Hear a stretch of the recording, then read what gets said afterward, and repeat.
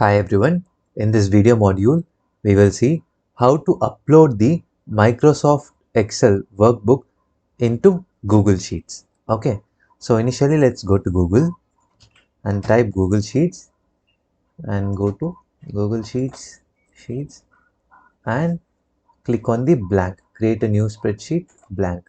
Okay, after this, I should go to File followed by Import, and in upload option I'm going to select files from my device. Okay, so I'll copy this copy of DSL stores. I want this Excel sheet to be uploaded in Google Sheets. I'm going to double click it, and now it is uploading. There are different options like replace the spreadsheet, insert new sheet, or create new spreadsheet.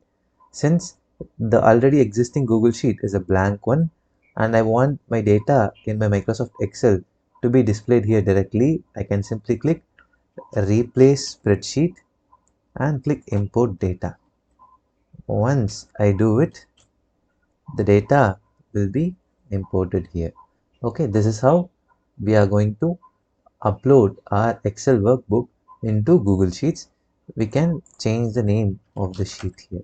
Okay, so in the next video we will see how to connect this Google Sheets to the Google Data Studio. Thank you.